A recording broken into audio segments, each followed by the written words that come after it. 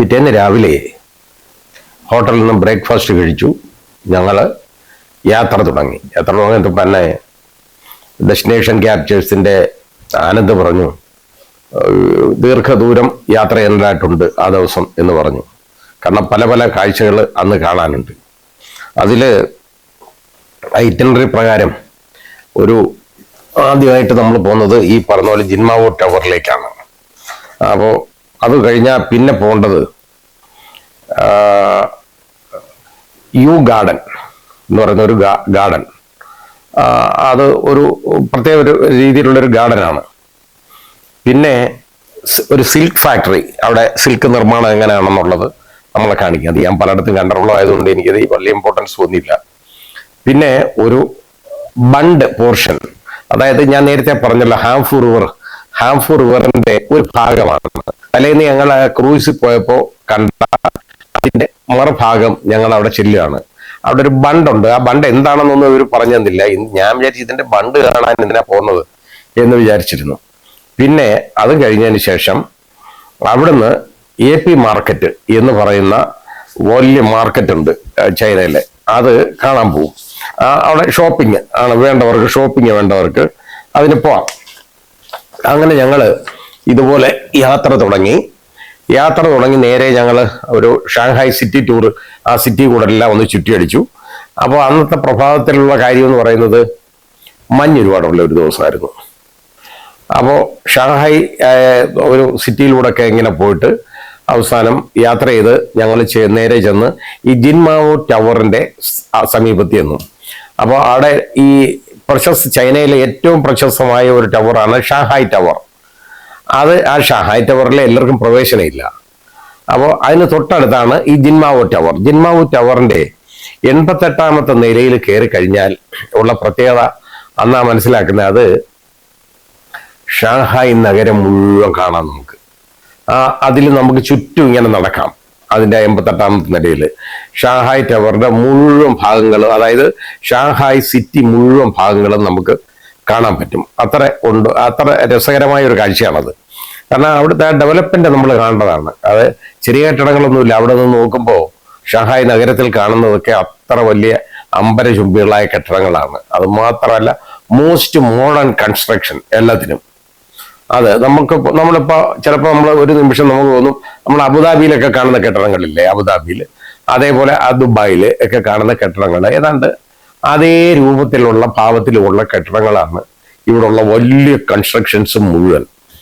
അങ്ങനെ ഞങ്ങൾ ഈ 88ാമത്തെ നിലയിൽ കയറാനായിട്ട് ക്യൂ നിൽക്കുമ്പോൾ ഒരു ബാച്ചായിട്ടേ ആ ലിഫ്റ്റ് കയറാൻ നോക്കുക. കാരണം ലിഫ്റ്റ് ഒറ്റ പോക്ക് പോകുന്ന ലിഫ്റ്റാണ്. ആ ലിഫ്റ്റ് ഒരു 3-4 മിനിറ്റ്, ലിഫ്റ്റ് 3 മിനിറ്റ് മതി അതുകൊണ്ട് ലിഫ്റ്റ് മുകളിൽ ചെല്ലും. അങ്ങനെ ഞങ്ങളുടെ ചേർന്ന് വന്നപ്പോൾ ഞങ്ങൾ കയറി ലിഫ്റ്റിനകത്ത് കയറി പോയി.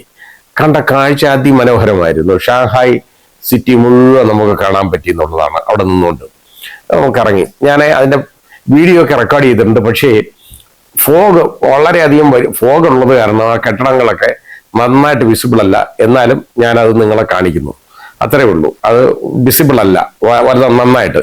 കുറച്ചൊക്കെ ഞാൻ വളരെ കഷ്ടപ്പെട്ട് ഞാനത് റെക്കോർഡ് ചെയ്തെടുത്തിട്ടുണ്ട്. അങ്ങനെ കുറെ നേരം അതിൽ ചെലവഴിച്ചതിന് ശേഷമാണ് ഞങ്ങൾ പിന്നെ അവിടുന്ന് കയറി കുറേ ദൂരം യാത്ര ചെയ്താണ് ഈ നേരത്തെ ഞാൻ പറഞ്ഞതുപോലെ ഈ യു ഗാർഡൻ കാണാൻ പോയത്. അതിനകത്ത് നമുക്ക് ഈ ആർട്സിലൊക്കെ വലിയ താല്പര്യമുള്ള ആളുകൾക്ക്, സ്കൾപ്ചേഴ്സിലൊക്കെ താല്പര്യമുള്ള ആളുകൾക്ക് വളരെ അത് ഇഷ്ടപ്പെടുന്നതാണ്. അതായത് പാറകളിലും ഒക്കെ ചെയ്തു വെച്ചേക്കുന്ന ഒരുപാട് ഈ രൂപങ്ങൾ, അത് മുഴുവൻ പല പല രൂപങ്ങൾ പാറയിലൊക്കെ മൊത്തം ചെയ്തു വെച്ചേക്കുക. അതിനകത്ത് നമുക്ക് ചുറ്റും നടന്ന് കാണാം. അവിടെയൊക്കെ വലിയ തിരക്കാണ് വിദേശികളുടെ. ചൈനക്കാർ മാത്രമല്ല, ചൈനക്കാർ കുറച്ചേ അവിടെയൊക്കെ ഉള്ളൂ. ബാക്കി വിദേശികൾ വരുന്നവർക്ക് ഈ യു ഗാർഡൻ വളരെ അവിടെ അതിനകത്ത് ഫ്ലവേഴ്സ് ഉണ്ട്. അപ്പം എന്നാലും പൂക്കൾക്കല്ല വലിയ പ്രാധാന്യം അതിൽ കൊടുത്തേക്കുന്നത്. ഈ പറഞ്ഞ പോലെ സ്കൾപ്ചേഴ്സിനാണ് വലിയ പ്രാധാന്യം കൊടുത്തേക്കുന്ന. ചൈനീസ് മാതൃകയിലുള്ള സ്കൾപ്ചേഴ്സ് ഒരുപാടുണ്ട്, നമുക്ക് കാണാം. പിന്നെ അത് കൂടാതെ ഈ തടിയിലാണ് ഈ കെട്ടിടങ്ങളുടെ മേൽക്കൂരയൊക്കെ ചൈന ചെയ്യുന്നത്. അവർ അങ്ങനെ ചെയ്യുള്ളൂ. അതായത് പഴയ കെട്ടിടങ്ങളുടെ, ഇപ്പൊ കോൺക്രീറ്റ് ആണ്, പക്ഷേ ഇത് തടി, ആ ചൈനീസ് മാതൃകയിൽ ഇങ്ങനെ വളഞ്ഞ മേൽക്കൂരയുള്ള ആ കെട്ടിടങ്ങൾ അത് അവിടെ വളരെ വലുതായിട്ട് ചെയ്തു വെച്ചിട്ടുണ്ട് അതിനകത്ത്.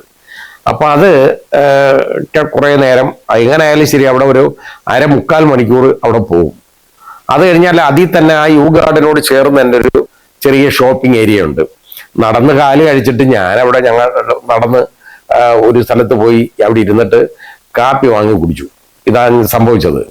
ബാക്കിയുള്ളവരെല്ലാം നടന്നിട്ട് ഇന്നടത്ത് വരും, ഒരു പോയിന്റ് പറഞ്ഞേക്കും, ആ പോയിന്റിൽ ഇത്ര മണിക്ക് വരണം എന്നാണ്. അപ്പൊ ആ പറയുന്ന സമയത്ത് അവിടെ ബസ് വരും, നമ്മൾ അതിൽ കയറി പോകണം. അപ്പൊ ഞാൻ അതിനൊക്കെ മുമ്പേ ഞങ്ങൾ ഏതാണ്ട് ഒരു 15-20 മിനിറ്റ് മുമ്പേ അവിടെ ചെന്ന് ഇങ്ങനെ കാത്തിരുന്നു. പിന്നെ യു ഗാർഡനിലൊക്കെ ഇതുപോലെ നടന്ന് അതിനുശേഷം ബസ് വന്നു, ഞങ്ങൾ അതിൽ കയറി. പിന്നെ ഞാൻ നേരത്തെ പറഞ്ഞതുപോലെ ഒരു സിൽക്ക് ഫാക്ടറി കാണാനായിട്ട് അങ്ങോട്ട് പോവുകയാണ്.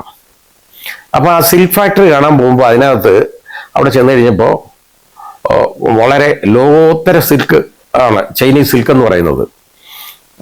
അത് ആദ്യം നമ്മൾ ചെല്ലുമ്പോൾ തന്നെ അവർ ഈ പട്ടുനൂൽ പുഴുവിനെ വളർത്തുന്നത് എങ്ങനെയാണെന്നും അത് നമ്മളിവിടെ ഒരുപാട് കണ്ടിട്ടുണ്ട്. ഞാൻ ഇന്ത്യയിൽ അത് കണ്ടിട്ടുണ്ട്. അതുകൂടാതെ മറ്റ് വിദേശ രാജ്യങ്ങളിൽ പല സ്ഥലങ്ങളിലും, ഇപ്പോൾ തുർക്കിയിൽ ഉണ്ട്, നന്നായിട്ട് അത് കണ്ടിട്ടുണ്ട്. തുർക്കിയിലും നമുക്ക് നല്ല തുണിത്തരങ്ങൾ വളരെ കൂടുതലുള്ള ഒരു രാജ്യമാണ്. പിന്നെ അസർബൈജാനിലും കണ്ടെന്നാണ് എൻ്റെ ഓർമ്മ. അങ്ങനെ പോയിട്ടുണ്ട്. അത് അവിടെ ഈ നമ്മൾ ഇതേപോലെ ഇതിനെ വളർത്തിയെടുത്തിട്ട് അതിൽ നിന്ന് ഈ പട്ടുനൂൽ ഉണ്ടാക്കിയെടുക്കുന്ന അത് നമ്മളെ കാണിച്ചു കഴിഞ്ഞിട്ട് ആ നൂലുണ്ടല്ലോ, ആ നൂല് അവർ നെയ്ത് വെച്ചിട്ട് നമ്മളടുത്ത് പറയും കേട്ടോ, ഒരു ചെറിയ സാധനമാണ്, ഒരു ഇത്ര വലിപ്പമുണ്ട് അതിന്. അത് നമുക്ക് ഇവര് സ്ത്രീകളുടെ അടുത്തൊക്കെ ഒരു 4 പേര് അങ്ങോട്ടും ഇങ്ങോട്ടും പിടിക്കാൻ പറയുന്നത്, 4 സ്ഥലത്തായിട്ട് നിന്നിട്ട് അത് പിടിച്ച് വലിക്കാൻ പറയുന്നതായിട്ട് നല്ല വലിയ ബലമായതിന് കേട്ടോ. പിടിച്ച് വലിച്ചു കഴിയുമ്പോൾ അതൊരു വലിയൊരു, അതായത് ഒരു ഡബിൾ കോട്ടിന്റെ ബെഡ്ഷീറ്റ് ഉണ്ട്, ഡബിൾ കോട്ട് അല്ലെ കിങ് സൈസ് ബെഡിന്റെ ഷീറ്റിന്റെ വലിപ്പത്തില് ഈ സാധനം അത് അങ്ങ് നിവരും. നല്ല രസം അത് കാണാൻ. അത് കണ്ട് അതിൽ അങ്ങനെ ഇടും. അത് ഞാൻ ഒന്നുകൂടെ ഒന്ന് റിക്വസ്റ്റ് ചെയ്തു അയാളുടെ അടുത്ത്. അന്നേരം അയാൾ അപ്പുറത്തോട്ട് പോയി അത് ചെയ്യാൻ ഞാൻ അത് പോയിട്ട് ഞാൻ ഷൂട്ട് ചെയ്തു. ആദ്യം എനിക്കത് മുഴുവൻ കിട്ടിയില്ല. അത് ഒരു രസകരമായ കാഴ്ചയാണ്. പിന്നെ തുണികൾ അവിടെ നിന്നൊന്നും വാങ്ങാനൊന്നും പറ്റത്തില്ല. അവിടെ ഈ വിലപേശലൊന്നും ഉള്ള സ്ഥലമല്ല അതിനകത്ത്. ബാക്കി ചൈന മാർക്കറ്റുകളിലെല്ലാം ഭയങ്കരമായ വിലപേശലുള്ളതാണ്. അത് ഇവർ നേരത്തെ നസീറും ഈ ആനന്ദും ഒക്കെ പറഞ്ഞു തന്നു. അവിടെ ചോദിക്കുന്ന വില ചോദിച്ച് ചുമ്മാ തോന്നരുത്, മാത്രമല്ല എന്നുള്ളത് പറഞ്ഞു തന്നിട്ടുണ്ട്. ഈ കടയിൽ ഉള്ള കാര്യം എന്ന് പറഞ്ഞു കഴിഞ്ഞാൽ അവിടെ ഞാൻ നോക്കി. അപ്പൊ എനിക്ക് എൻ്റെ കയ്യിലുള്ള ഒരു ടൈ, അവിടെ ഒരുപാട് ടൈ ഉണ്ട്, ഈ പട്ടിന്റെ ടൈ. എൻ്റെ കയ്യിലുള്ള ഒരു ടൈ തന്നെ അവിടെയും കിടപ്പുണ്ട്. അപ്പൊ ഞാൻ ഇവിടുന്ന് അത് വാങ്ങിയപ്പോൾ ഏതാണ്ട് 1500 രൂപയോ മറ്റേ അതിന് വിലയുള്ളായിരുന്നു. അവിടെ നോക്കി ഞാൻ യുവാനിലെ കണക്ക് ഞാൻ നോക്കിയപ്പോൾ വളരെ ലാഭമാണ്, ഒരു 4000 രൂപ വരും. അപ്പോൾ അതുകൊണ്ട് ഒരു സാധനം അവിടുന്ന് ഞാൻ വാങ്ങിയില്ല, വാങ്ങാതെ ഇറങ്ങി. ഏതാണ്ടൊക്കെ വാങ്ങിയിട്ടുണ്ട് അവിടുന്ന് ചെറുതായിട്ട്. അത് കണ്ടിട്ട് അവിടുന്ന് ഇറങ്ങി. അന്നേരം ഇനി ഇതാണ് നമ്മുടെ യഥാർത്ഥ ടൂർ അന്നത്തെ, അതായത് ഷോപ്പിങ്ങിന് AP മാർക്കറ്റ് എന്ന് പറയുന്ന മാർക്കറ്റിലേക്ക് ഞങ്ങൾ പോവുകയാണ്. അതൊരു വിശാലമായ മാർക്കറ്റാണ് AP മാർക്കറ്റ്. അത് നമുക്ക് എത്രയൊക്കെ നമ്മൾ നടന്നാലും തീരത്തില്ല. മാത്രമല്ല അതിനകത്ത് വഴി തെറ്റിപ്പോകും. കാരണം നമ്മൾ ഇതിനകത്ത് അങ്ങോട്ട് കയറുന്ന ഒരു പോയിന്റ് അവർ കാണിച്ചു തരും. നമ്മൾ തന്നെ ഈ പോയിന്റിലാണ് നമ്മൾ കയറുന്നത്. എന്നിട്ട് ഇത് എല്ലാവരും പോയിട്ട് ആ പോയിന്റിൽ ആ പോയിന്റിൽ നിന്ന് തന്നെ ഈ കെട്ടിടത്തിനകത്തേക്ക് ഒരു വലിയ കെട്ടിടം, അത് മുഴുവൻ അത് ഒരു ഒറ്റ നിലയിലുള്ള കെട്ടിടമാണ്. ഒരുപാട് നിലയൊന്നും അതിനില്ല, ഒറ്റ നിലയിലുള്ള കെട്ടിടം, വളരെ വിശാലമായ ഒരു സ്ഥലം. ഏതായാലും അതിലേക്ക് ഞങ്ങൾ കടന്നു ചെന്നു.